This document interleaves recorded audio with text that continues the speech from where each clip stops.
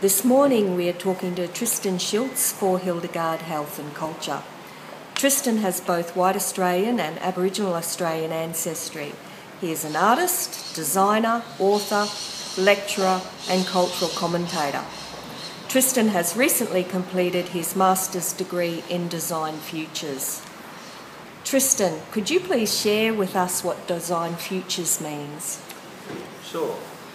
Well, the Design Futures kind of recognises that the current design paradigm is redundant and there needs to be change to, tackle future problems. So Design Futures engages in teaching and educating students how to deal with future problems in the 21st century and beyond. And one of the most, important things is Design Futures recognising that short-term thinking isn't going to get us very far and hasn't for a very long time. So how do we begin to understand long-term the effects of what we bring into existence? So Design Futures is about design philosophy. It's about ontological designing, the designing of us and our behaviours and how that can go on to make a better future for us all. Tristan's master's work took him through an exploration of his dual identity as both white Australian and Aboriginal Australian. Tristan, can you tell us how you came to the decision to deal with this complex and very personal subject? Yeah,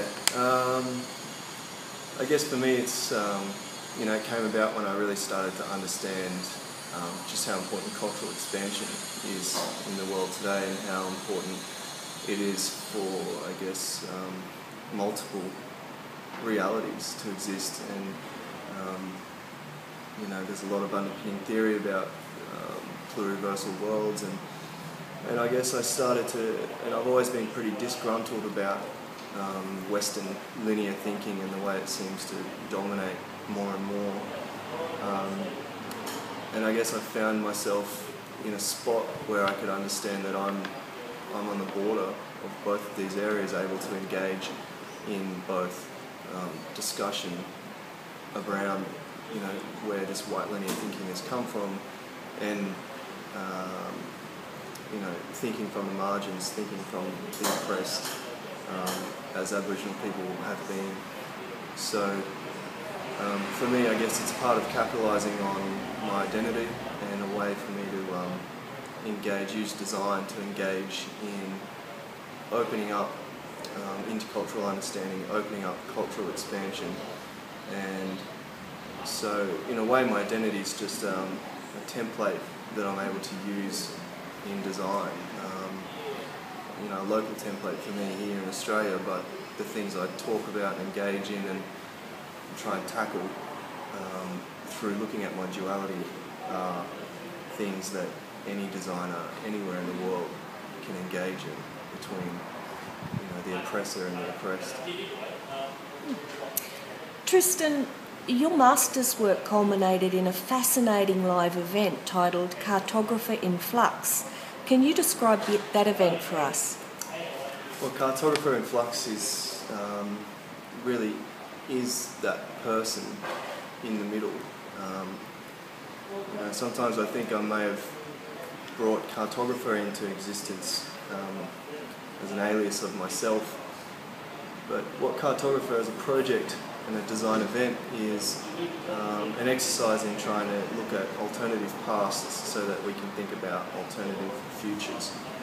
And the way that's done is through an event that people walk around on a table and interact with a narrative, a braided narrative.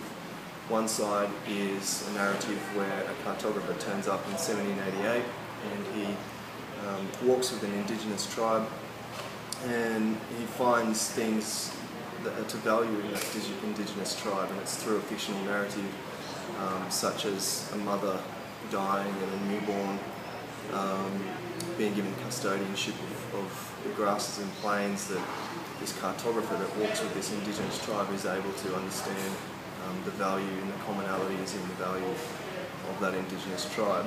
And that's one side of the story that people read when they interact with the event. and then they're asked to read the next side or read the other side first. And the other side is more about the story we know, where cartographers would turn up, walk with Indigenous tribes, fear those Indigenous tribes, sort of rest on their theory of knowledge that came with them in the boats, that these people are primitive and they have nothing to offer, nothing to value. And furthermore, even if there were things to value, they just simply couldn't recognise it because they were stuck within their Western linear thinking. So the aim of the project is for participants to read both of those narratives and bring to the visible just how plausible it could have been for a cartographer through certain trigger events such as a mother dying or what have you, so that they could then think about, well, if history can be of the sediment of this history that we feel like didn't happen, then what kind of different future could we have? So I think the tagline at the end of the narrative that they read is alternative pasts are sediments for alternative futures, and ... And the ... is an important part because it's about options. It's not about me trying to shout at people, me trying to shout at the West. It's about engaging with the mainstream audience in opening up a space of conversation so that they can turn to their peers beside them, turn to their children, and start to have a conversation, a what-if conversation. The first time that you displayed Kartogrifa In-Flux was at a night market, wasn't it? I'm just wondering, what did you learn from people's responses to the event? Well, I was really impressed with the participation and the engagement in the event. It was an amazing night, and I had no idea what I was to expect. The event took place in my studio and my studio's in a precinct where there's a monthly markets, arts and craft and sort of creative markets that happen outside my studio door. And I kind of tagged on to that crowd and was able to have 400 people come through the door to look at Kartogrifa. And the whole night, for about 4 hours, there was 10 to 15 people crowded around reading the narrative. And the data that we got shows that around 50% of the people spent the 10 minutes or so needed to actually read the narrative and interact with the tactile analog objects that were there to, as a metaphor to kind of help people along with the story. A metaphor of play with your options was the tagline, as cars go past. So, one of the biggest responses I got, which is really important, it seems generic, but it's actually a really important response, is that people were just really thankful that I gave them something else to think about